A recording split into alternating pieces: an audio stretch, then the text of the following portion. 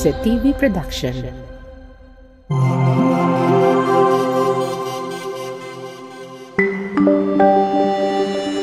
Your only island TV channel.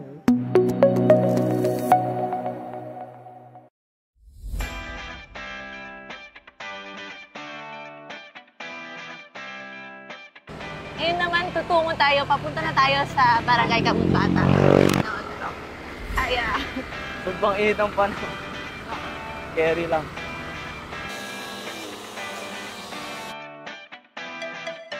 At yun na nga, nagtungo kami sa Barangay Kabunbata para sana silipin at bisitahin ang sangguniang kabataan ng Barangay Kabunbata.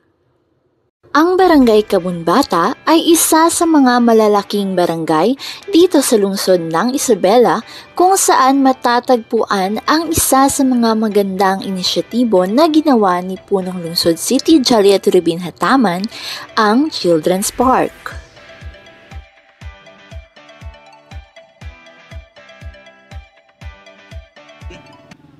Yo mga kalodi! This is Lodi Diggs And Lodi Teen, ang inyong mga Lodi na maghahatid sa inyo ng kasiyahan para sa It's Up to You!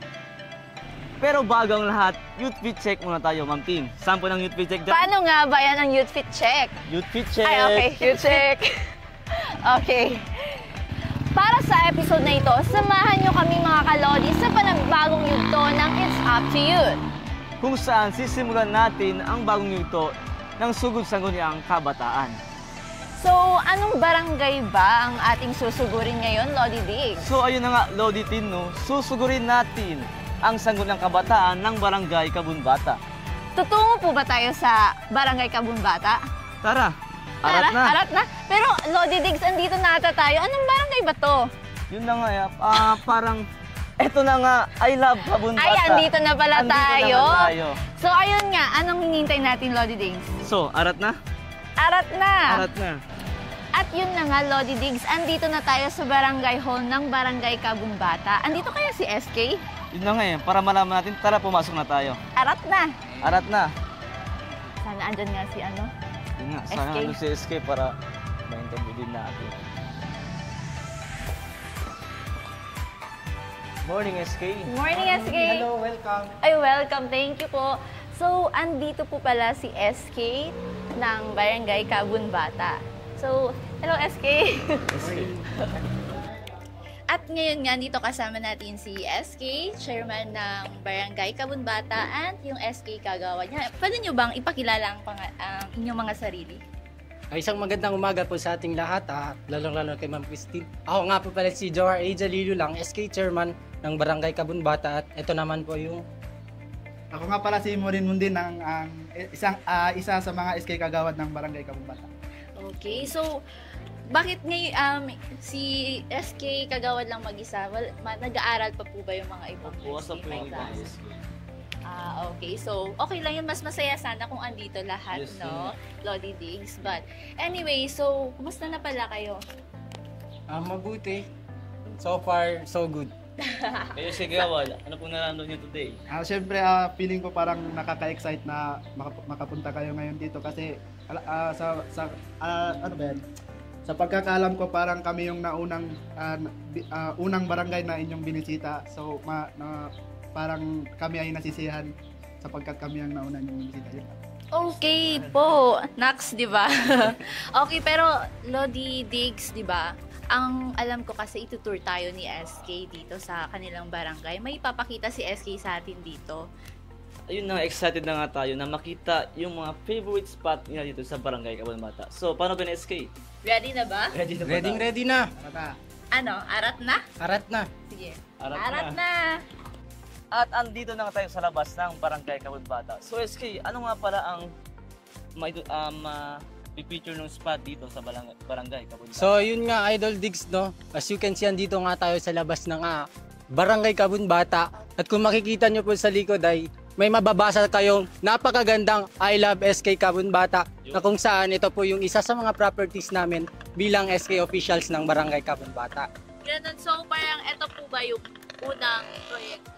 Yes po, ito po yung unang proyekto namin magmula nung maupo kami, sapagkat itong I Love SK Kabunbata po ay ito po yung dating project ng SK namin na kung saan binigay nila sa amin pero kami na po yung tumapos.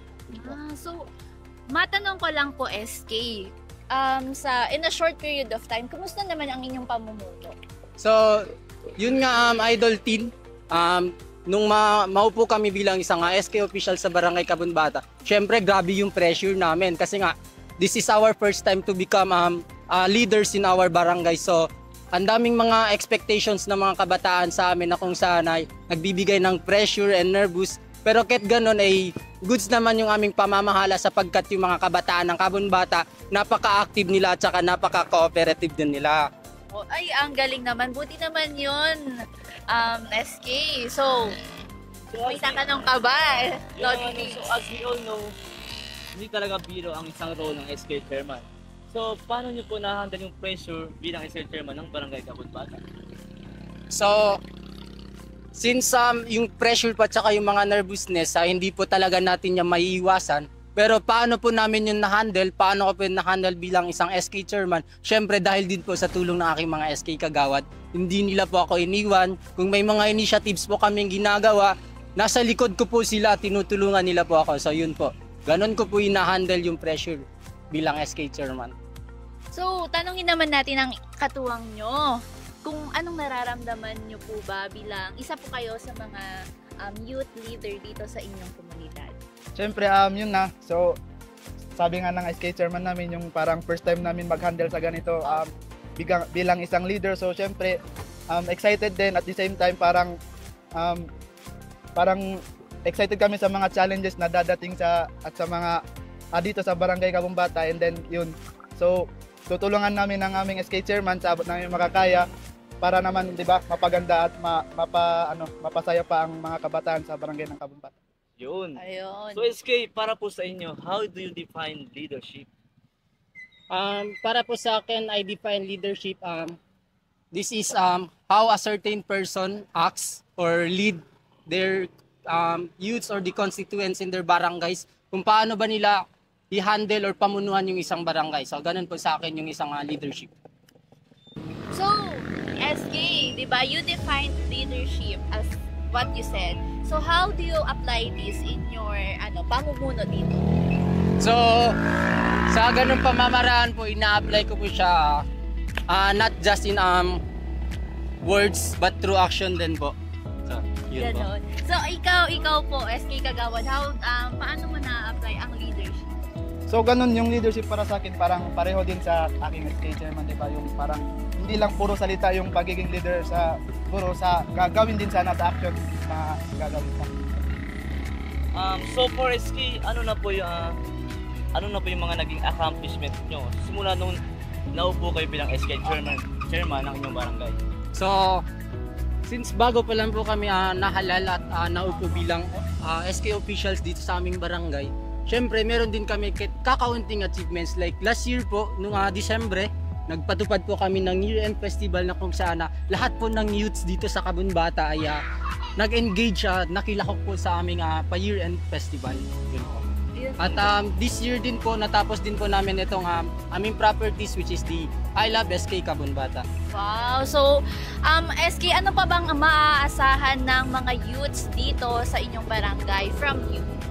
So, syempre, sa mga youths ng aming barangay, madami po kayong maaasahan, madami pa po kayong makikita at madami pa po kaming may papatunay sa inyo na kung saan bilang SK officials nyo, meron pa po kaming mga upcoming activities na kung saan magbe-benefit po kayong lahat, which is isa na dito yung sinasabi nating Summer Youth Camp, yung mga sports festivals natin, yung mga trainings and programs na kung saan lahat ng youths ng aming barangay is magbe-benefit po.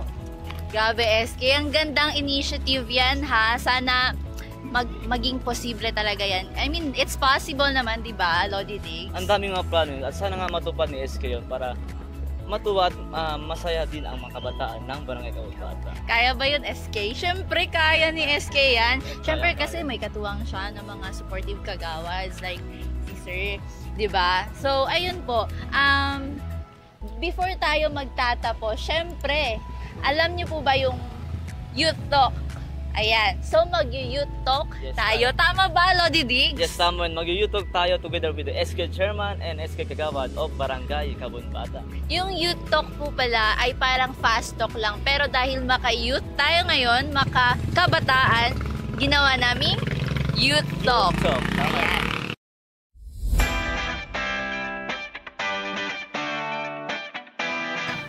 So SK, marami pong salamat sa pag-unlock ng aming imbitasyon.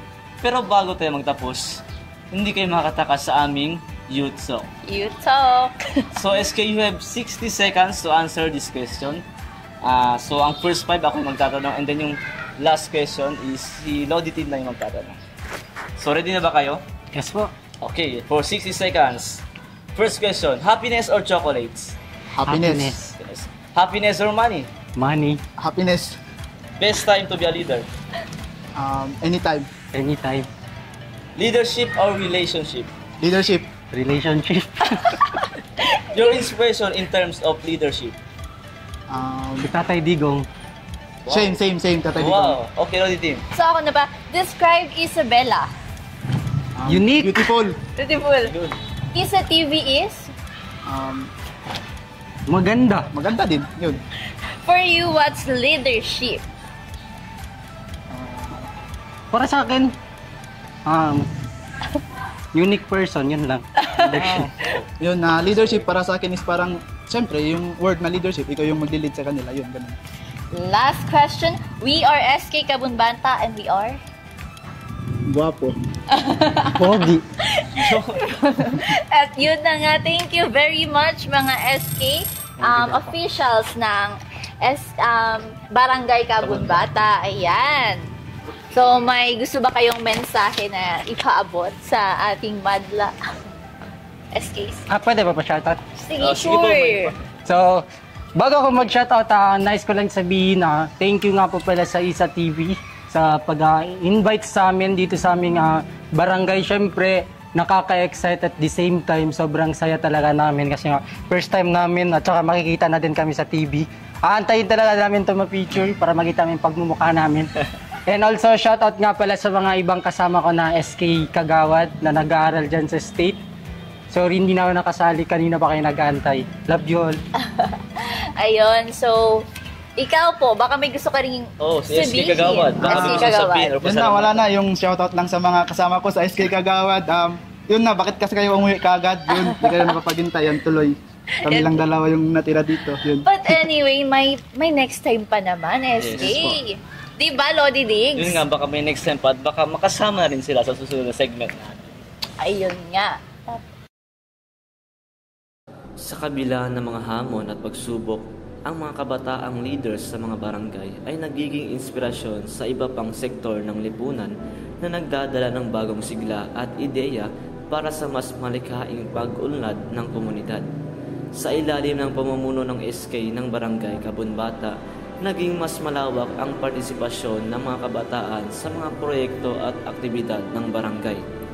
Ang mga kabataang leader ay hindi lamang tagasagot sa mga issue at pangangailangan ng kanilang henerasyon, kundi sila rin ay nagsisilbing inspirasyon sa iba pang sektor ng barangay. Ang kanilang proaktibong papel sa pagtutok sa pangangailangan ng kabataan at sa pangkalatang kaunlaran ng barangay ay nagdudulot ng positibong epekto sa buong komunidad. Sa pagsasanib puwersa ng lakas at enerhiya ng mga kabataan at ang malasakit ng iba't ibang sektor ng barangay, nagiging mas makulay at masigla ang hinaharap ng Barangay Kabunbata. Ang kabataan bilang integral na bahagi ng pagbabago ay naglalaro ng mahalagang papel sa pagsulong ng mas maayos at mas maginhawang bukas para sa kanilang komunidad. And that's it mga kalodi. Sana nag-enjoy kayo at may natutunan para sa episode na ito. Again, this is Lodi Diggs. And Lodi Teen. At abangan nyo kami sa susunod na episode ng It's Up to You. Dito lamang yan sa Isa TV, your only island TV channel. Ano kayong barangay ang susunod na makakasama natin? Abangan!